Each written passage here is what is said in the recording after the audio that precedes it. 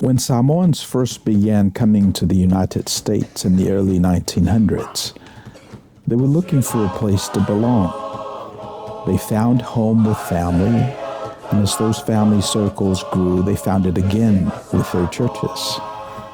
Over time, as Samoans became part of life in America, many found themselves living between two cultures, connected to both, yet not fully at home in either. This place, Manuia, offers a place to land, a place to breathe, and a place to belong.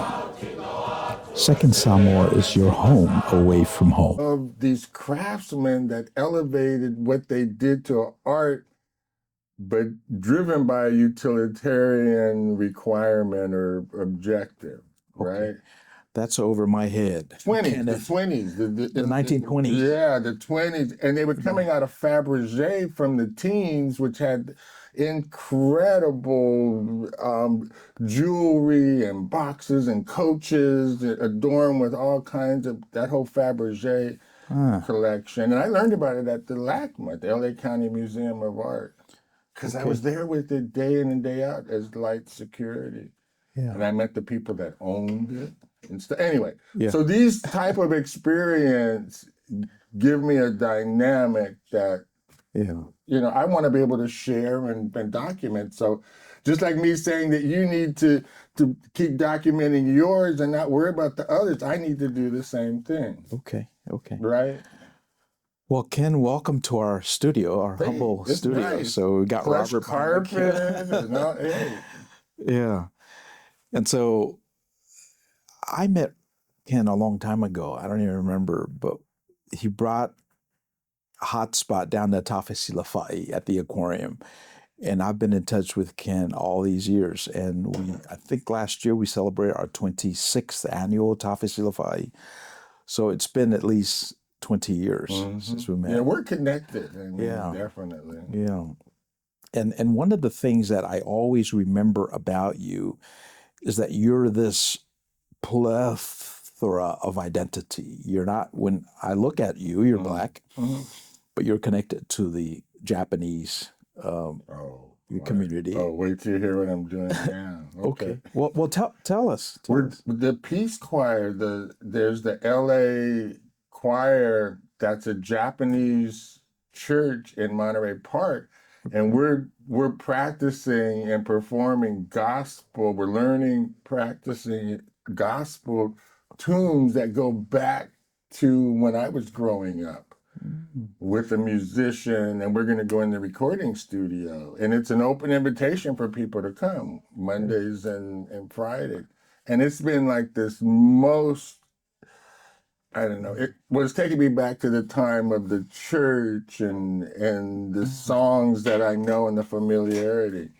And what's interesting is the repetition. We do so many repetitions. And so it's just so all week I'm hearing these songs in my head. And these are Christians' contemporary hymns. It's gospel, gospel and hymns. From the African American tradition? Yes. Yes. But they're Japanese. They're Japanese speaking. Singers. Right. So they speak English, but I wish I could do kind of some diction class. So it's interesting to hear. But anyway, it's a great experience for me. And so we'll be recording next month an album, an actual gospel album. Wow, that sounds exciting. Yeah, with Mickey Stevenson. He was the A&R man for Motown. Okay. Yeah. Anyway, so that's and then doing the other thing is drones. Okay, they're doing drones. Well, no, they're not. But I'm doing drones. Is one of the top things that's happening right now. Okay. In terms of what's happening in the industry, because that's transportation, that's robotics, that's agriculture, and they're also dropping bombs with drones and. Well, but what can you do about that? If you don't know enough about them, you can't even factor in on what could happen. Okay. But if we have our own local, and say I do it recreational, and there's gaming because there's drone soccer now. Palm Springs has a whole school district that's doing drone soccer from pre-K through 12. Part of the English departments, curriculum. Anyway, so there's all this stuff that's those two things. Yeah. Anyway. So the last time we tried to do something, we were dealing with the solar panel manufacturing company. Chirp. Yeah. Chirp. Yeah. What's happened to Chirp? They've disbanded from what I've heard. I mean, I would love to take what we have and contact the inventor and see what we could do, because the plan, I mean, changing from silica to electronics and getting higher efficiency and reusability of I mean, it you know. The panels were programmable, if I remember. Mm-hmm. So, I mean, that, efficiencies are built in. Right. Yeah. And then we did CTCnet before that. Okay. And I still Is that still going? Well, no, that kind of got taken or co-opted by N10. Microsoft came and kind of. So a big part of mine is open source software. Okay. That gives me a foundation that I can leverage without restriction. Meaning I can give it, I can charge for, I can do whatever I want with it because of its, its open source natures, like the sun, Yeah, I always get lost when you talk to me about those things, Ken. And over the years, I have not been honest to say, I don't get it. You're always maybe it's honest. my island. You're always honest. You are honest. Don't think that you're not. When you're saying open source, I'm thinking, what does that mean versus closed source? Right? Open source are communities that come together and use programming languages to create applications, utilities, tools, and now operating system, browsers, anything you can think of. These communities, and typically the open source community use what they create, the code. Unlike the proprietary software like Microsoft and even Apple and all of them, it's closed source, so you don't have access to the code. So it's like you just have to trust and use what they let you use, and you have no rights to it. You never really own it. They're just letting you use it. And so the plethora of information that's in the open source is way more than the closed source because you don't have access to the code. Yeah. Which means you can't customize it. And next year there's a new version. I mean, you get into a whole bunch of stuff. But when you in open source, you own the code. You have and can do whatever you want with the code. And so you can imagine how the internet and communication and there's thousands of these groups that are all doing their niche, but what they all have in common is a kernel that does the hardware. Anyway, so I know I'm getting deeper, but see, the whole thing is once you hear it 2 or 3 times, and if you have the computer in front of you and you're actually touching it, it will reinforce it. And that's how I've learned the whole, exploration and discovery. The only thing that resonates with me when you say open source, it is something that we don't want to do with our culture and our language, right? Not yet. What do you mean? What do you mean? We want to have a moat around our people. So that way, because we're being decimated, we're being westernized, right? So you're trying to preserve the culture, the language, right? The way of thinking. So that way we can make a contribution. So if we have a proprietary code, let's say, our language, and it sounds like this, Aluia le taimi o mawai ai tafa sanga I le lumanai. So that's what it sounds like. But it means, let bygones be bygones and let's focus on the future. But we need to preserve that code and not have it open source where people just plug in their APIs and suck the essence of it. No, it's not like that. Okay, but I'm talking about our culture. I understand. This is this is the reason why Samoan churches are insisting on preaching in Samoan, right? With every once in a while that have a little English thing going. I mean, Right, I right. struggle with it because I have the code switch all the time, and I have to. Right. That's the reason why my Samoan's not as But good. you grew up speaking Samoan, didn't you? Yeah, Okay. I'm from Samoa. So our platform is to create a place where people like me, second Samoans, are able to belong. And if you have an open source, everything goes, as you said about the technological system, Right. it doesn't land well socially. But I don't. You're not talking apples and orange. You're talking different. There's a whole different scenario. When I say open source, these are utilities that people use. The actual content is your content. And I think the biggest thing you can do was when I met you, you were doing the language and you were carving the boats and you were taking people to Samoa so they could actually experience and be there. And that, I still think that's at the root of what, the objective is.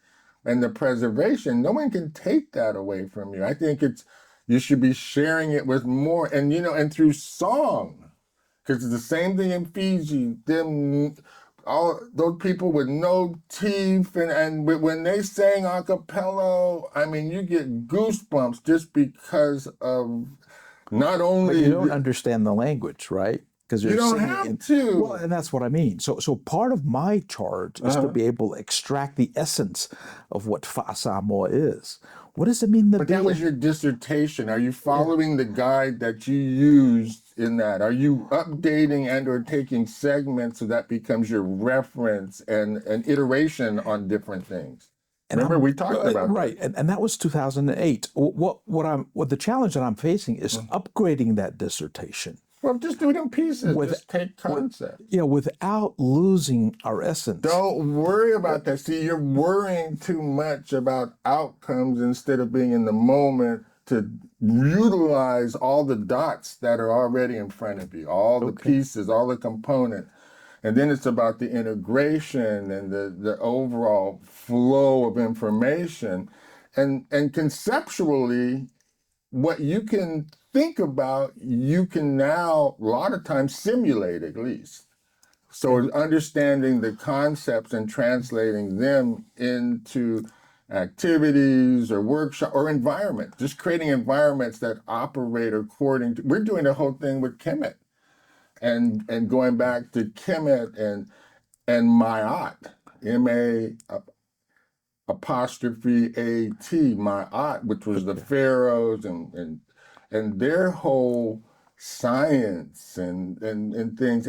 But what we're looking at is how AI, we need a layer. And see, and that's what you can do. You know what you can do? So going, say, a prompt in AI can have a Samoan layer that when it goes in, it has access to those large language models that frames the actual prompt to the other models, and then when the models up here create what they create, it comes back through the layer, and so that you that could be your filter.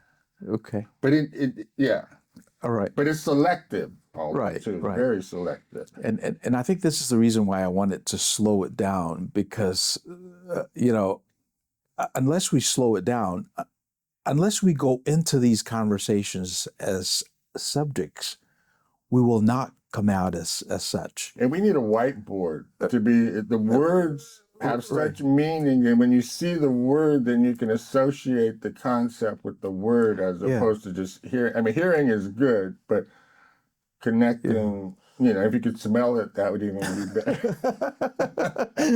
Put a flame under it. No, but that's my whole thing. So I'm looking I'm looking to validate some of the work that Second Samoan has been doing over the years, and that's to preserve our culture. Validated. Right. I'm telling you. But we need to upgrade it. It's a Don't worry about that. 20 years old. The main thing is have conversations about it, and it will automatically upgrade. Let it reach its own. Because what's going to happen when we're not here?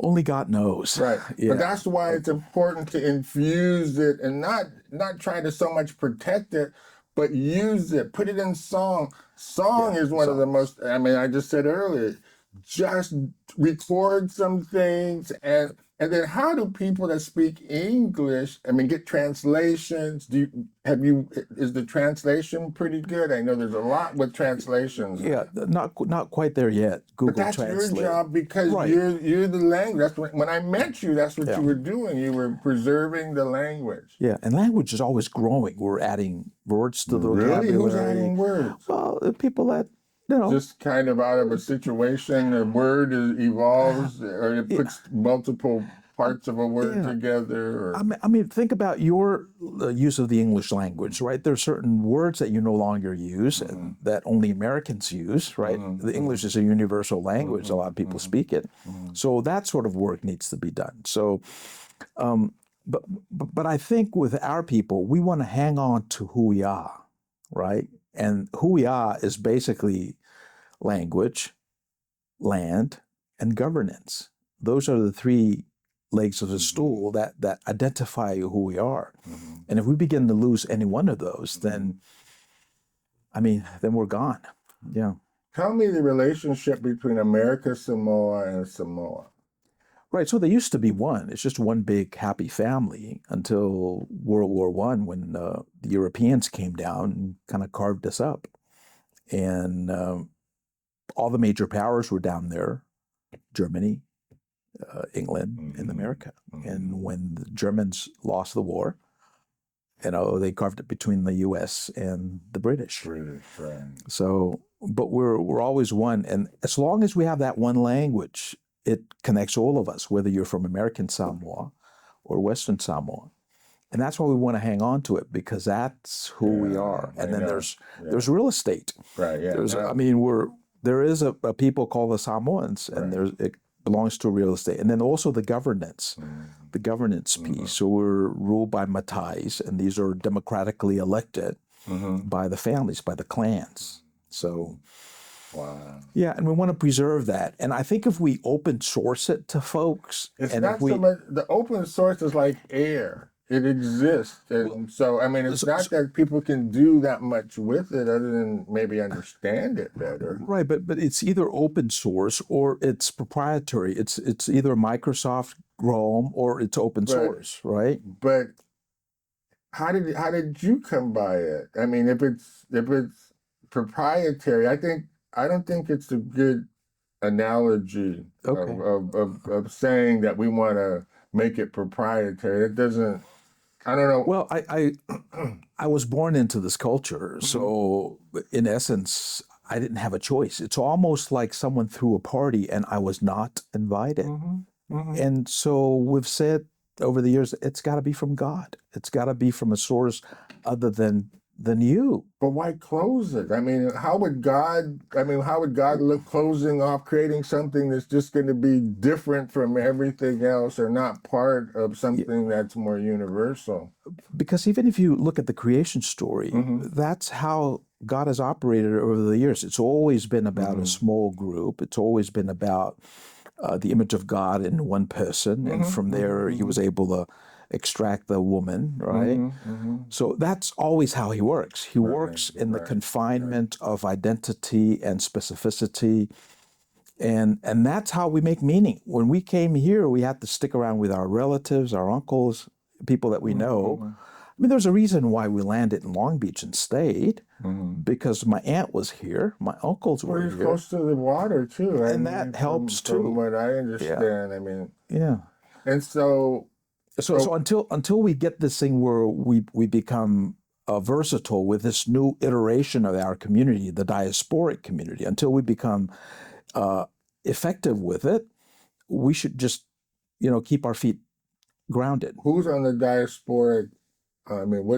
Who is in that group? Right. So there's about 300,000 in the U.S., and these are self-identified people. When the census comes by, they said, okay, I'm Samoan.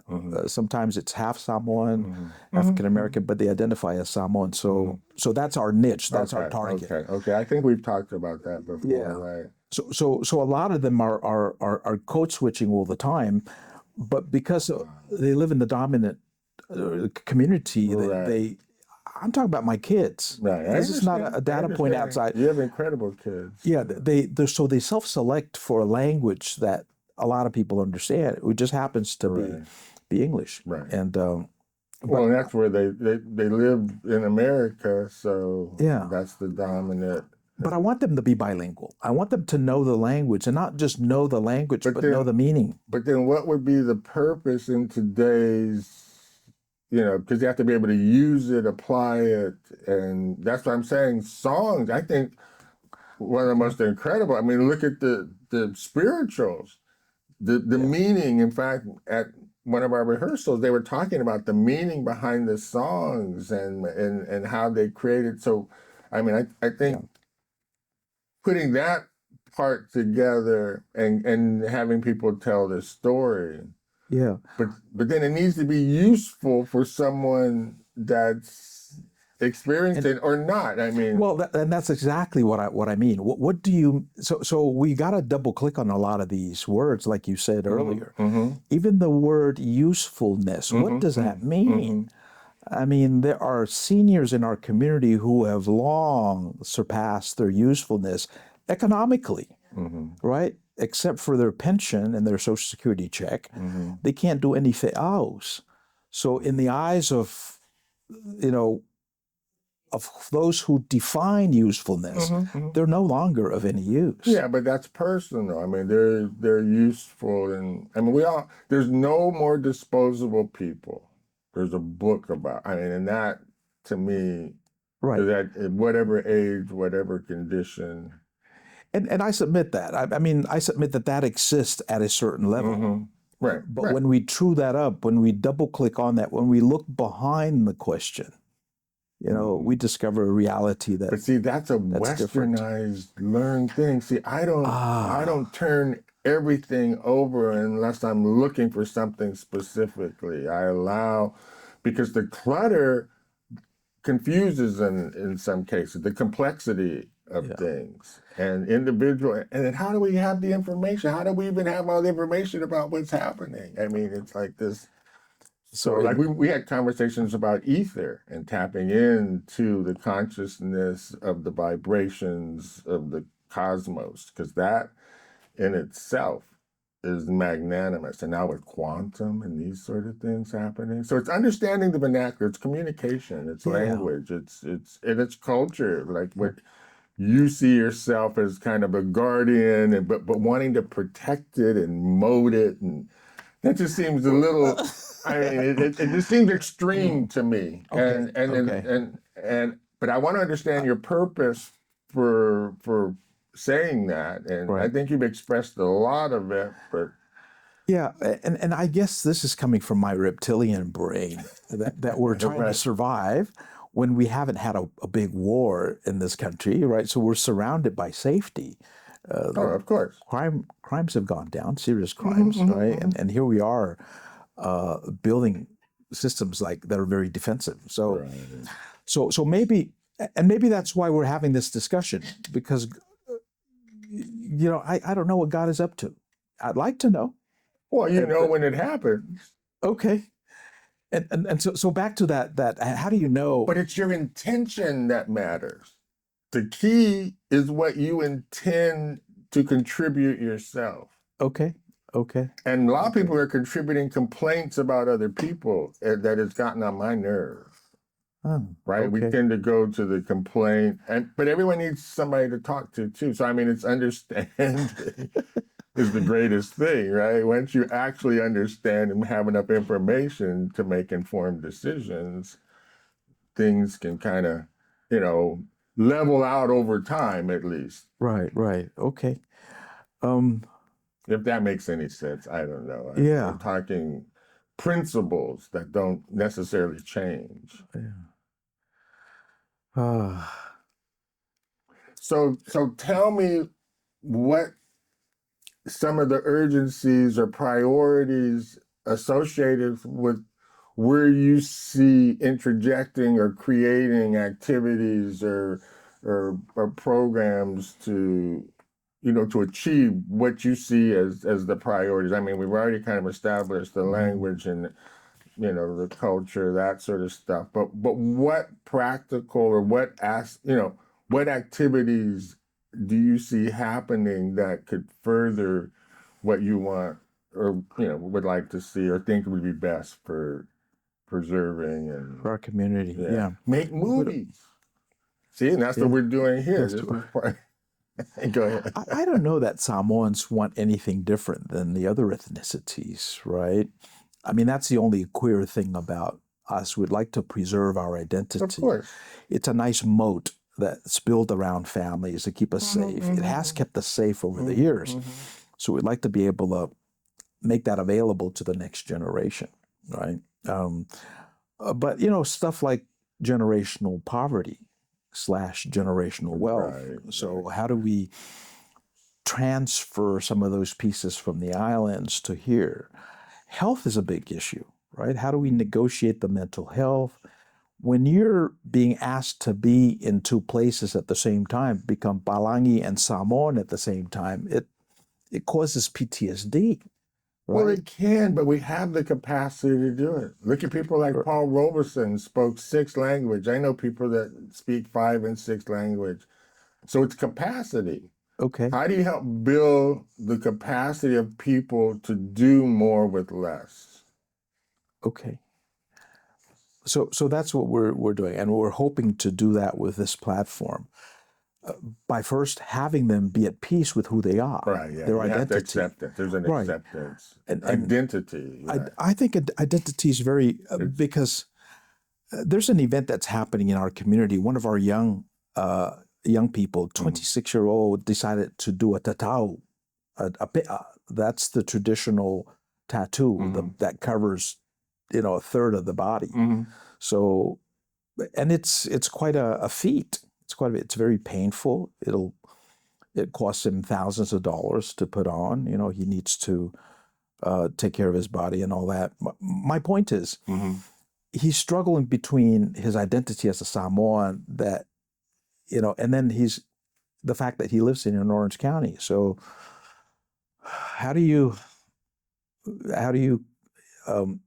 provide healing for that, right? How can they be at peace with the fact that maybe they don't have what they think they have, right? And be honest with themselves and look at what they have and say, I'm not really as Samoan as I like to think or like other people think. So, but they're doing it for some reason, and I would try to honor the reason that they would do, and it. And it may be a different reason from when the Samoans in Samoa get a tattoo, which is to serve in the chief's house, because you can't serve in that inner core without the traditional tattoo. Right. So that's a reason there, but here maybe it's a little different. And so the capacity for taking the pain to have it done is the actual part of the process, and so he wanted to be in that group. And so it's like he's experienced the traditional tattoo. And I think to me, it's kind of pure and simple. I try not to overanalyze. I just try to connect dots. Okay. There's so many dots. Yeah. What's the latest with AI? Because I'm reading a lot about that, but is that just noise or? Well, it's evolving, and what's happening is big industry is investing very heavily in it, and so it's tied to Bitcoin and the blockchain and that sort of stuff as well, just as a journaling or a currency or tracking. But I don't necessarily know. It's such a vast, I'm constantly learning, and there's constantly new ways to manage it, because the large language model thing is here to kind of stay. So I would say for Samoa, get your large language model together, but they're talking billions and billions of citations or records or however they go about it. But and that is what can preserve, because that becomes a filter if you put the right, search for this or search for that or do this or extract from this knowledge base. Yeah, The only concern I have is that it's a Tower of Babel using the faith narrative. It's a technology that whose time has come, number one, and people have sort of like assigned a value so high to it, a value only is worthy of a god, right? And you remember the story, the Tower of Babel. It fell. Right? Yeah. And that's what I see. I worry about But that's an analogy. Okay. To understand relation, it doesn't mean that it's the same case. Yeah, but the whole idea of them scraping the entire knowledge of people using those large language models. But they only can scrape what you put out there. You don't put it out there, it's not out there. But they're even talking about sentient machines where, they're thinking about. Well, people think about everything. Right. I can't be overly concerned about that. And this is the reason why we need our own code, to create a moat so they don't attack us. Well, it's futile. Okay. Unless you're in total isolation and no one's on the internet, won't happen. Okay.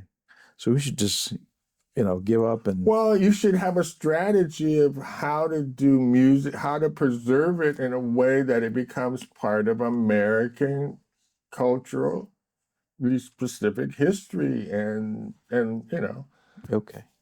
You have the numbers. Would you say 300,000? 300,000 diasporic. And we have so, I mean, that's a large enough sample. Yeah. And are Samoans, having babies? What's the population? I mean, it's growing. It's growing. So, well, that's good. Yeah. Because, that's the other testament to longevity is to, procreate. Yeah. And you're at the point, you're retired. You need to kind of just relax about trying to be overly helpful for specific things and think more general in how you take your dissertation, which was a feat in itself, and change parts of it, evolve, break it into the sections, and then you can iterate on sections and stuff so that it becomes... I have a great system you could use for doing that. It's called exelearning.net. And it's an outlining tool. It's an open source? Yeah. Okay. Just runs in the browser, whatever browser. Of course. I mean, that's the beauty of open source because I can share it with anybody. Right. There's no cost. I don't have to get paid. They don't have to, pay a subscription. Yeah. So, let's do a lab. We need a computer lab. Yeah. This is the other reality. We're limited by time and space and film. So let's stop here for a minute. Thank you for spending time with us. If you found this content helpful, please like the video, share it with others, and subscribe to the channel so we can continue bringing these insights directly to you. Manuia.